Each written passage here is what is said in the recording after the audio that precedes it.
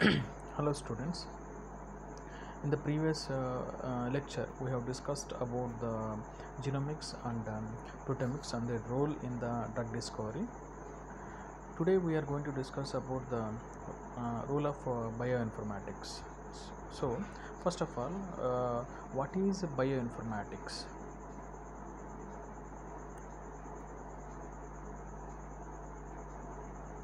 What is bioinformatics?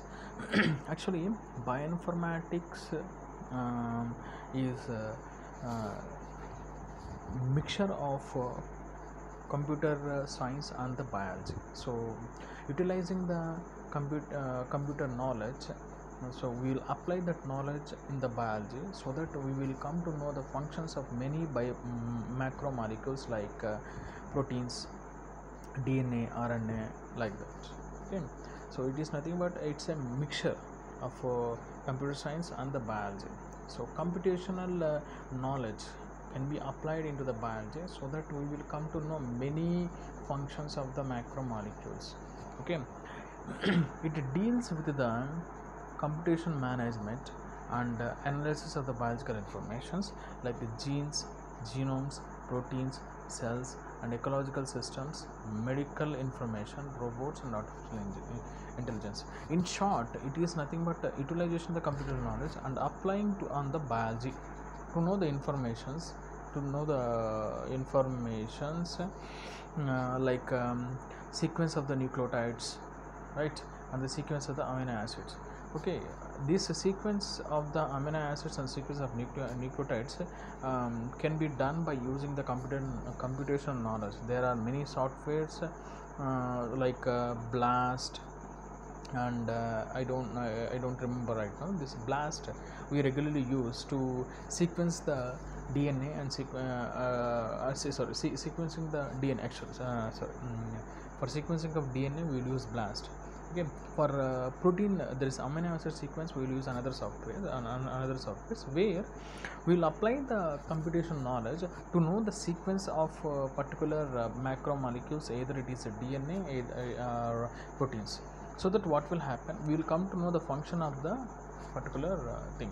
How we will know the function of that? So for example, if you know the sequence of a particular gene, so what we will do, we can after knowing the sequence, we can identify some transcription factors or any drugs that can bind to that.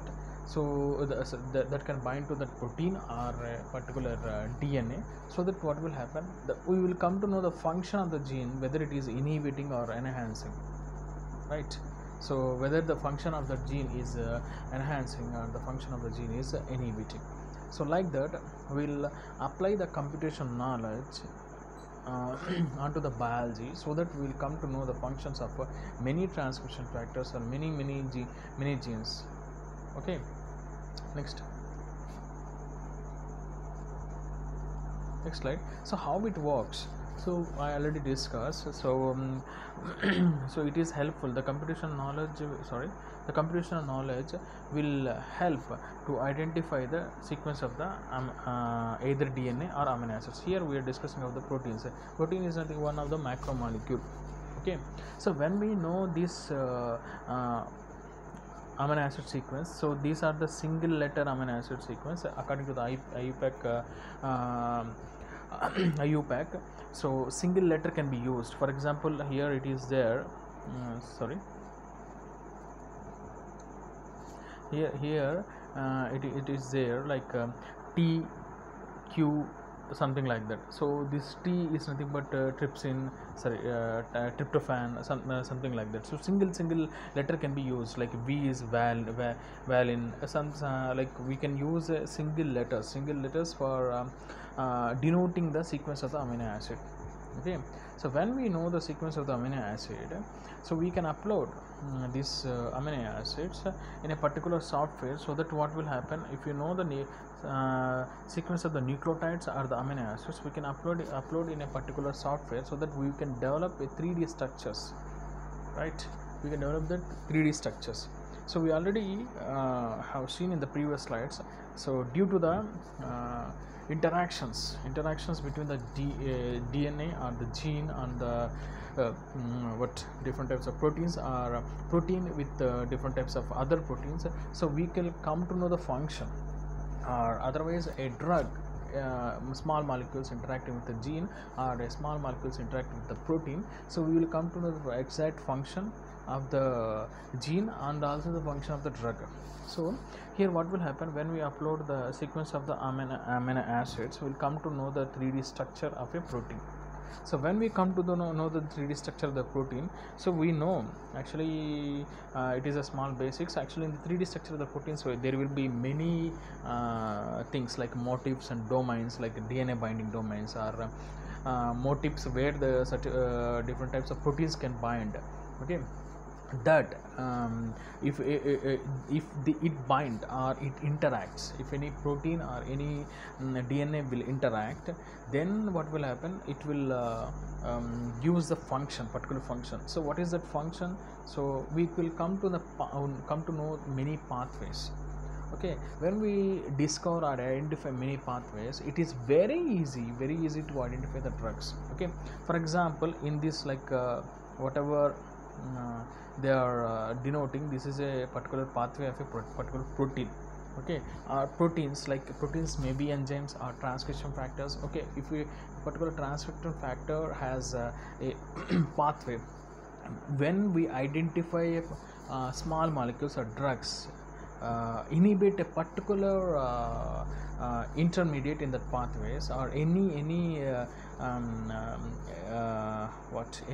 enzyme in the pathways, we will able to get some implications or some functions, whether that particular drug is acting or not. In this way, actually informatic knowledge can be used to identify the drugs, right? So in the next slide,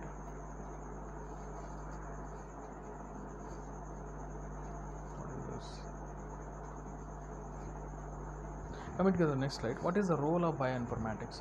So bioinformatics, what is the role? So in the lower classes itself, we are studying. So what is that? What is the central dogma? So actually that DNA will produces what? mRNA by transcription, and this mRNA will synthesize the proteins.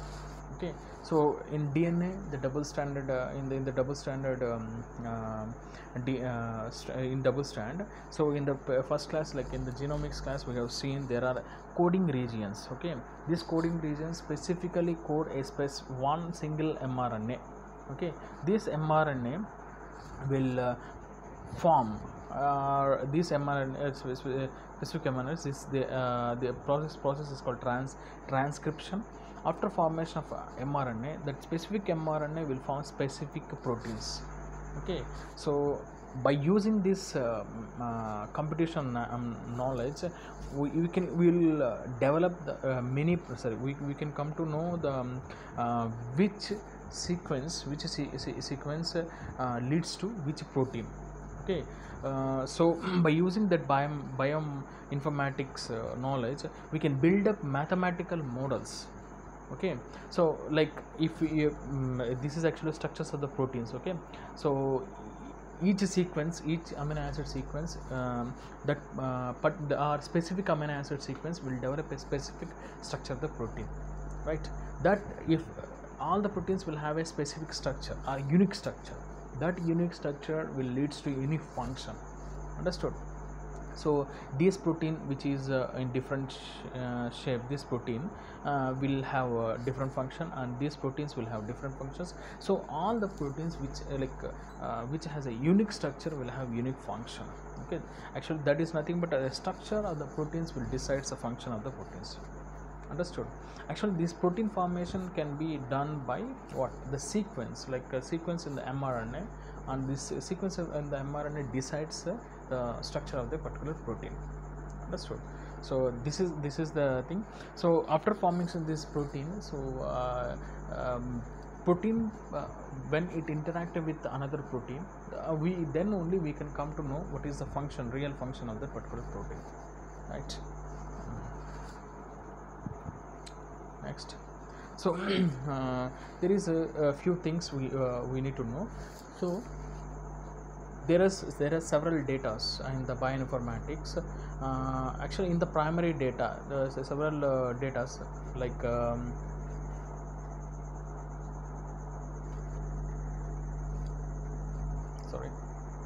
several data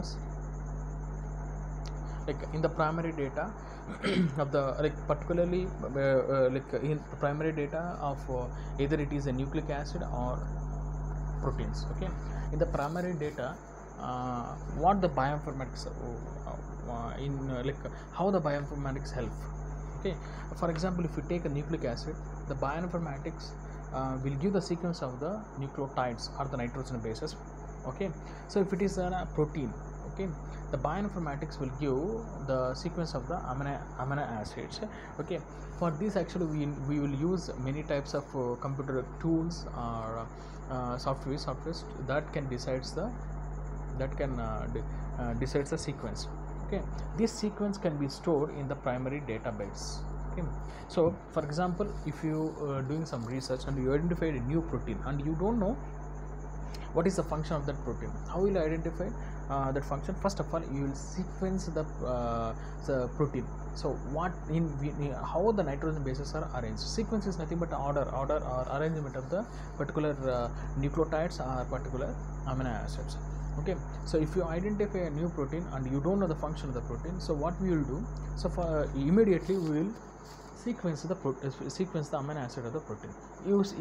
After giving the particular protein for the sequence, we will come to know some order. Immediately after getting that sequence, we will upload in the database, primary database. After uploading that amino acid sequence of the protein in the primary database, we will get some percentage, like it is 98% is matching with the already identified some protein like that. Okay, so if this sequence 98% percent sequence of the newly identified or newly discovered protein is identified, like sequence is identified, so after matching that, so we will in the database we will check which protein which protein sequence it is matching. Then we will come to know, okay, the newly identified protein may have this type of function like that. Okay, this is how we will identify the function of the newly identified and newly discovered protein. First of all, we will identify the sequence by using the computer tool. Many softwares are there. Okay, after identifying the sequence, we will match, right? So how much it is matching, like normally we will get matching more than 95%. After identifying that matching, like how many proteins are matching, for example, if you 2-3 proteins will be matched, like not if there are 1000 proteins cannot be matched, like 3-4 proteins can be matched. So then after matching, we will come to know what is the functions of the already identified proteins, and we can guess, okay, this protein, the newly identified protein may have this function like that. Okay, in the secondary data, actually here we will discuss about the protein structures also. There are 3 levels in the protein structure. In the primary level, we will identify the, like in the primary level, the primary level deals with the primary structure of the protein. In the primary structure, we will have only sequence of the amino acids, right? Each protein will have unique sequence of the unique sequence of amino acid. Okay, slightly 0.01% can be vary, understood? So like that all the proteins will have unique amino acid sequence. That unique amino acid sequence will identify, sequence will tell what type of protein it is, right? In the primary structure, tells about only amino acids, amino acid sequence. In the secondary structure, that is called secondary level. In secondary level, actually we will discuss about the secondary structure. In the secondary again in the secondary structure, the protein will be in the two stages. One is it will be in the alpha helix, and another one it will be in the beta sheets. In the alpha helix, when the amino acid chain will prolong, when the amino acid sequence will enhance, so the when due to the enhancing, the protein will form helix. Understood? After due to the elongation of the chain, the proteins will form helix. Okay, so in the helix, the amino acid will form many interactions, specifically the hydrogen bonding. So due to this hydrogen bonding, the helix will be stable. Okay, the helical structure of the protein will be unstable. And what about the beta sheets? When the this alpha helix extends due to the amino acid sequence, enhancing of the amino acid sequence, that amino acids will form the beta sheets. In the beta sheets, actually the amino acids will form many interactions. Due to that, the beta sheets will be in stable condition. Understand? In the tertiary structures, when the secondary structure enhanced due to the amino acid prolonging of the amino acids, it will form further coiling. Many secondary structures will form a tertiary structures. Okay, in the tertiary structure, many interactions will be like covalent bond interaction, hydrogen bonding, van der Waals forces, many things will be there. Right, in the like that, in the secondary data, what it will be there? Actually, when we see the secondary structures, there will be motifs and domains. Understood? What is the motif? In the next slide, we will see that these motifs and domains, actually these motifs and domains will also have a particular sequence that will be stored in the secondary data. Right? Secondary data, these motifs and the domains will have a particular function. To this, actually the drugs or the another proteins or these nucleic acids like DNA will bind. Understood? If it bind only, the particular function can be revealed, or it will perform a particular function. Otherwise, if there is no binding, or it's simply the protein is without any interactions, without an interaction, it cannot show any function. Understood? So these motifs, and so there are many what zinc fingerprints and zinc zinc finger proteins, and this type of things will help to reveal the function. And if it is a gene, it will express. Understood? So the secondary data will present in the secondary data will come or acquired from the secondary structure of the protein. The secondary structure we already discussed. Two stages will be there, that is alpha helix and beta strand or beta sheets.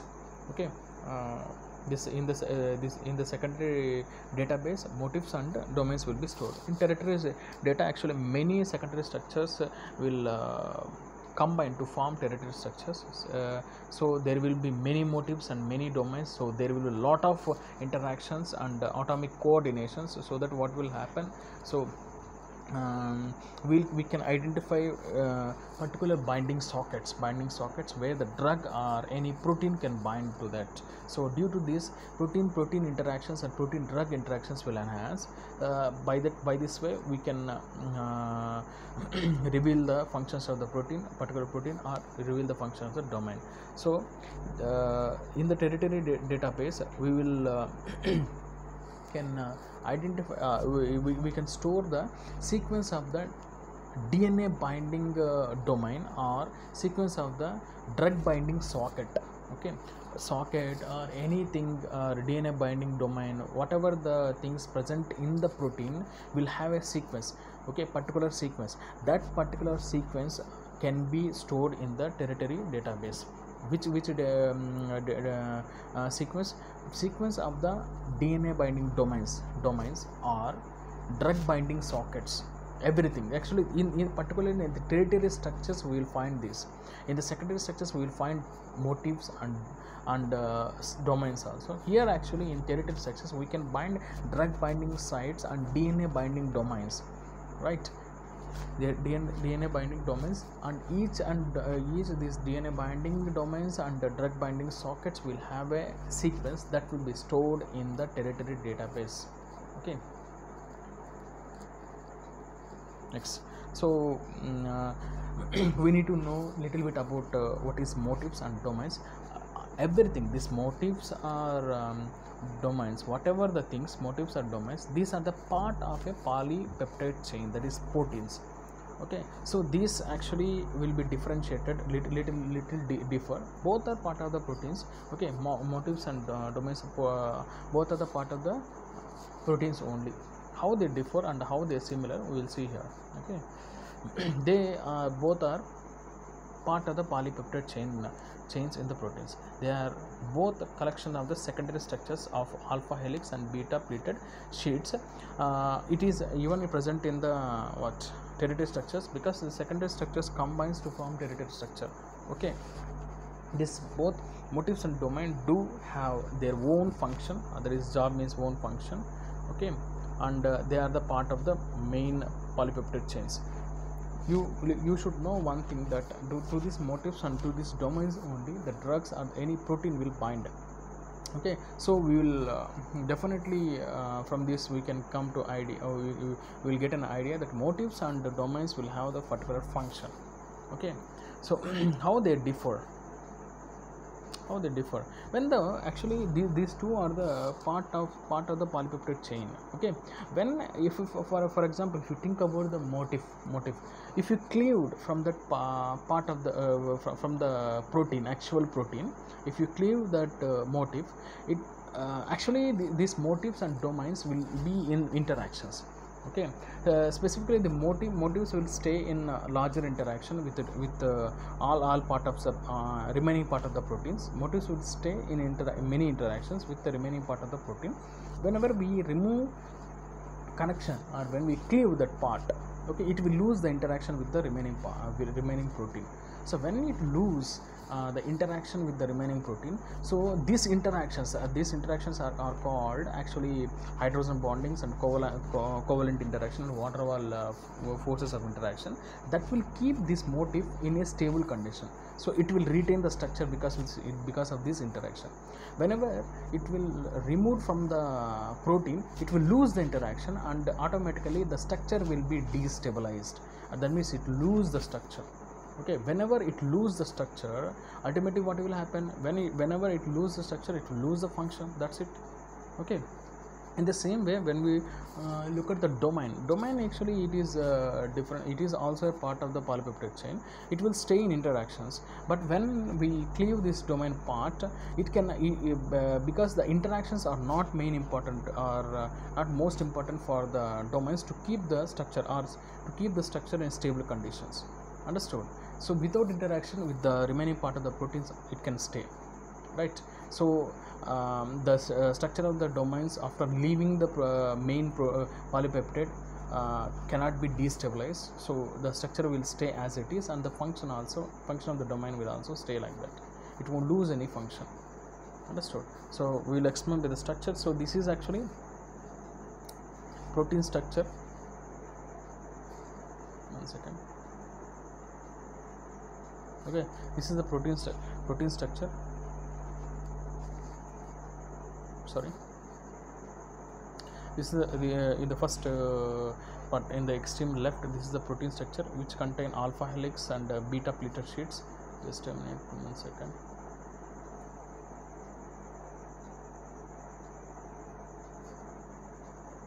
Okay, this is alpha helix and this is beta pleated sheets. Between this alpha helix, the amino acids are exhibiting some interaction that is called hydrogen bonding, and some van der Waals force of attraction also can exhibit. In the beta sheets also the amino acids are exhibiting some interactions. Okay, due to this, and actually these interactions are extending. See here, with the remaining part again in the alpha helix of this remaining part. See, this is actually motif. This portion is called motif. So this portion is called motif. So this is exhibiting interaction with the other part, remaining part of the protein. So when it is exhibiting 1 second. When it is exhibiting with the remaining part of the protein, interaction with the remaining part of the protein, so the structure of the structure of the motif will be stable. Okay, if it lose the interaction, for example, this is this motif is cleaved from the main part. Here in the structure we cleaved from the main part. So when we cleaved from the main part, it lost the interaction with the remaining part here, remaining part of the protein. So when it lost interaction, it will get destabilized and lost the structure. It lost the structure also.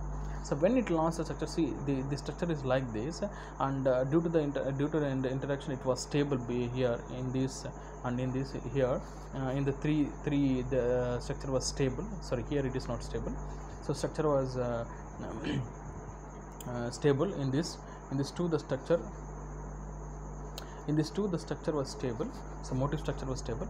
In this, actually the structure is not stable because it lost interaction, so the structure is destabilized. So because of that, the function lost. Okay, so when we look at the next slide, so actually here we are discussing about the motif domain. So this is a domain part.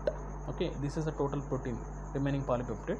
So domain is a thing which can exhibit the interaction in the alpha helix and beta sheets. This is alpha helix. So when it is exhibiting interaction, so the structure will be stable. But here it is not exhibiting any interaction with the remaining proteins. It is not necessary.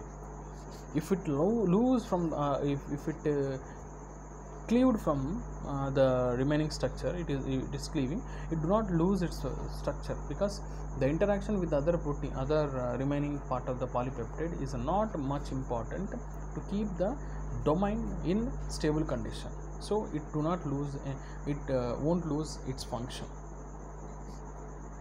Right. Next we are going to study one more important topic, that is zinc finger motifs. So the name itself is saying something. There is a zinc metal ion. So zinc is a Zetentoples. It is a positive ion, so it will interact with the negative part. So for example, actually this will present in the DNA binding domains. That means it will bind to the DNAs. It will bind to the domains. For example, if it is present in the transcription factor, specifically in the transcription factors, it will situated in the DNA binding domains. Actually, it is like a domain R.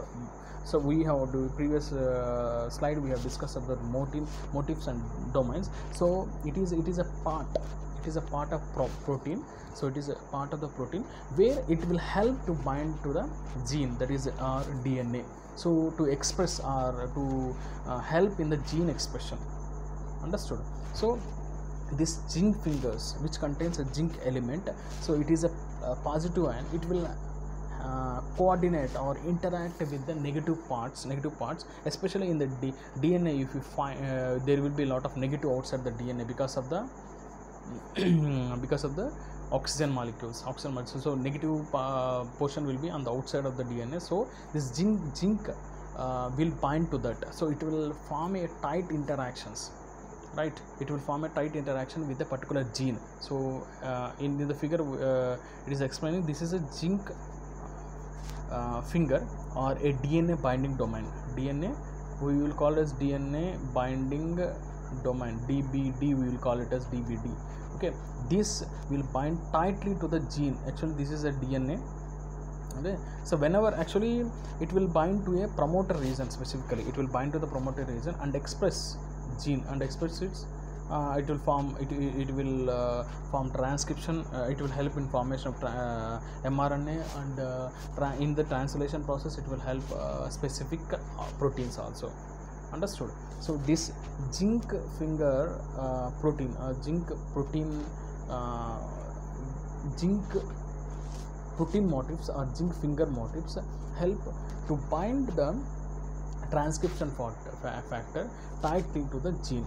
Okay, there are many DNA binding transcription factors. So one of the example I am discussing like in the next slide, there are many transcription factors which are binding to a DNA, so that what will happen, the gene will express and forms a specific proteins. Understood? So actually zinc coordinate with two residues, amino acids, that is histidine and cysteine residues. Zinc coordinates actually two residues of histidine and two residues of histidines and cysteine. So by that way it will form a socket. This socket will help to bind to the DNA specifically. Understood? So little basics is that, so whichever whatever the drug or whatever the transcription factor, if it is binding to a particular gene or a particular protein, so there should be a socket or binding pockets or anything which can help or which can facilitate to bind. Understood? Here especially for the transcription of factor which are DNA bindings, actually there are transcription factor which if they bind to the DNA only it can express, otherwise it cannot show any functions. There are many transcription factors. Okay, so for that particular transcription factor, this zinc finger motifs help a lot. Understood? That will bind to a DNA or gene, then it express. Okay, otherwise it is not possible. So we'll see one example of that. So in the next slide, so I'm talking about this is the transcription factor. This transcription factor is called heat shock transcription factor. Heat shock, HSF1, it is nothing but heat shock transcription factor. It is a DNA binding it is a DNA binding protein. Transcription factors are enzymes, whatever the thing, those are actually proteins. Understood?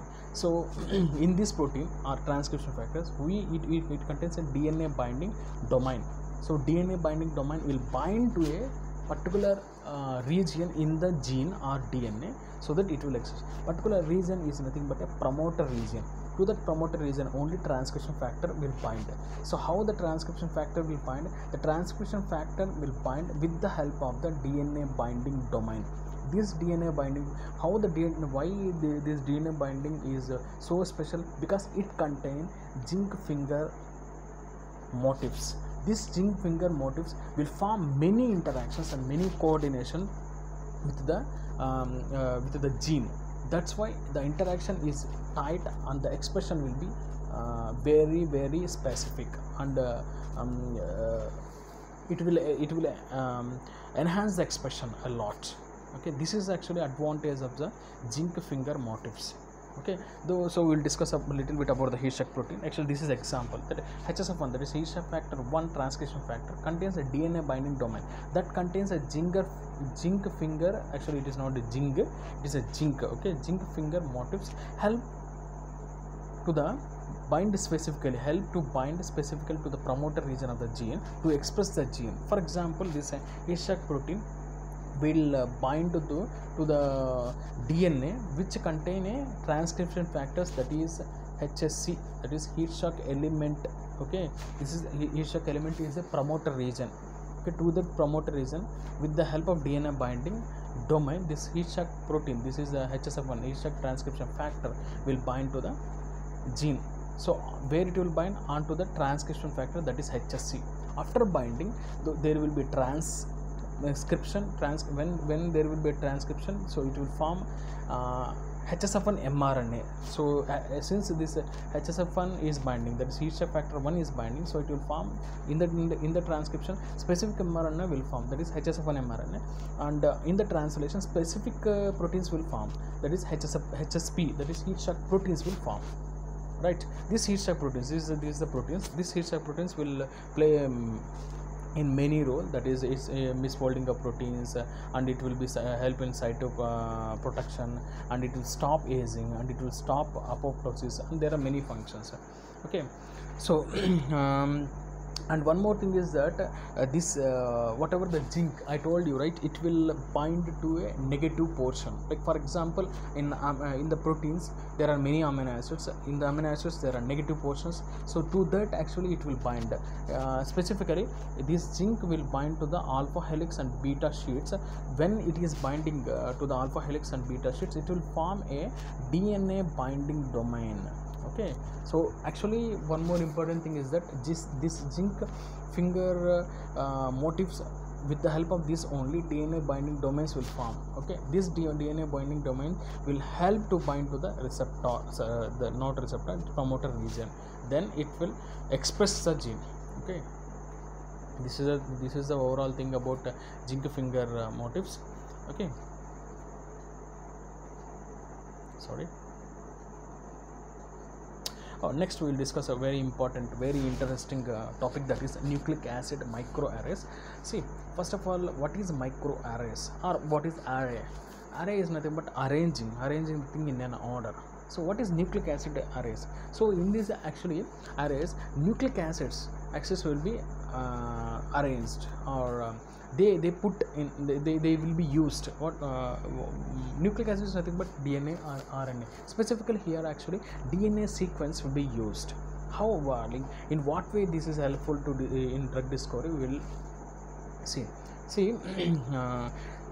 Actually this nucleic acid microarray is a simple, like very efficient experiment, and it is little bit simple experiment also. The concept is very simple actually. This is actually simple slide, sorry, the nucleic acid microarray, it is actually simple slide. Okay, on this slide there will be many sockets, like 100,000 sockets will be there. This actually says small portions. This small portions are called are called sockets.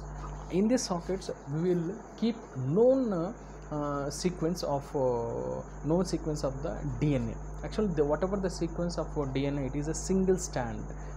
What is the advantage, we will see in the next slide.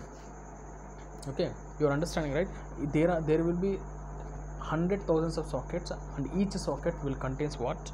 A single stranded DNA, that is actually which contains a complementary sequence. For example, we'll whatever the scenario we right now it is going, it is actually what it is many patients of corona, it is increasing day by day. So if you want to identify who is suffering with the corona sample, for example, you randomly have selected 1 lakh patients. Okay, randomly you have selected 1 lakh patients, right? So after selecting 1 lakh patients, you have isolated the mRNA, right? mRNA, and after isolating the mRNA, you have synthesized you by reverse transcriptase experiment, and by polymer chain reaction, like up to RT is enough, RT-PCR is enough. By reverse transcriptase polymer chain reaction, you have synthesized a complementary DNA sequence. So that complementary DNA sequence you have arranged orderly. So each socket you should know in which socket whose sample is there. So specifically you look each and every socket you should identify, and you should name it, and you should remember, so in which socket whose sample you have kept. Okay, after keeping that complementary sequence, that means you have isolated from 1 lakh patients, and you isolate get the samples from 1 lakh patients and isolated the complementary DNA. Actually you during the RT-PCR you will generate a single standard complementary DNAs only. So in PCR actually that will hybridize, or in the PCR that polymer this complementary DNA will form a double strand, will search for the if you get that complementary sequence, it will form the double strand. So in this next slide you will understand very clearly. So these are actually these are actually what? These are all are single strand DNA sequence, the single strand DNA sequence or complementary DNA sequence of the many patients, okay, like 1 lakh patients for example. So next what you did, so here actually in this experiment they took actually the mRNAs, they took mRNAs of different condition, different organisms and different disease conditions. Here actually we will unify that one, we will make a single thing. So we have isolated this mRNA from the virus, okay. After isolating this mRNA from virus, so by RT-PCR, that is the reverse transcriptase polymer chain reaction, so we can synthesize what? Complementary cDNA, okay. So for this specific mRNA we will synthesize specific complementary cDNA, that is specific cDNA, okay. So in the RT-PCR we have for our benefit, we have used the nucleotides, okay. So we know for synthesizing nucleic acids we need the nitrogen bases or the nucleotides, okay. By that way only we can synthesize the stand, otherwise we cannot synthesize. So in the RT-PCR in mix, we call it as RT-PCR mix, we mix the nucleotides which are fluorescent, which are tagged with the fluorescence. Understood? In the preparation of the complementary DNA, so I am telling this one, in the preparation of complementary DNA by using a nucleotide tagged with the fluorescence probe, okay, what will happen if this cDNA, it will find complementary sequence in these samples. If we find the complementary sequence in this sample, what will happen? This start generating the second strand, okay, it will form the second strand. So what will happen if it form the second strand? So under the UV we can see the fluorescence probe. If, for example, if you don't find any coronavirus patients here, so it cannot form. This is actually from where we have isolated this complementary, where we have synthesized this cDNA. We have synthesized the cDNA from mRNA of coronavirus, okay. So if this virus DNA, if the sequence of the virus DNA, it is complementary, if it find any complementary sequence here, then only it can bind or it can form the double strand. Otherwise you can say those patients are what? Negative. If it forms a complementary or it will form the double stranded, so we can able to detect by fluorescence, then we can say those patients are corona positive. Understood? This is how we can identify easily by using nucleic acid microarray experiments. So we have complementary the cDNA which we have synthesized from mRNA of coronavirus, okay, and we have the samples DNA also, so which we have taken, which we have taken from 1 lakh patients. So to that sockets, these are the sockets. To the sockets, what we will do, we will add the complementary cDNAs, which we have synthesized from mRNA of coronavirus. When we are adding in each socket, this socket, so we are adding right now, we are adding in this socket and this socket, we are adding what? Complementary cDNA, the cDNA of coronavirus. If there is any match, okay, if there is any match or complementary sequence for that particular coronavirus cDNA, so what will happen? It start developing the this double strand. It start developing the double strand. So the complementary DNA, that cDNA, what we have synthesized, is probed with what? Nucleotides. Yes, sir. It is with the nucleotides tagged with fluorescence probe. Okay, it contains the nucleotides tagged with the fluorescence probe. When it forms a double strand, then when we look at the we look at the UV, the sockets will glow like this. Okay, the sockets will glow like this. So in this way we can identify the diseased patients. Okay, in the present scenario, that corona positive patients, right? After identifying the corona positive patients, we can easily start the treatment also. Thank you guys. This is the thing. In the next class we can study about many topics, and actually these are little bit tough and also interesting. Okay. Hope you understood something from this slides. Please, from this video, please contact me if you have any doubts from these videos. Okay, thank you very much. Good night.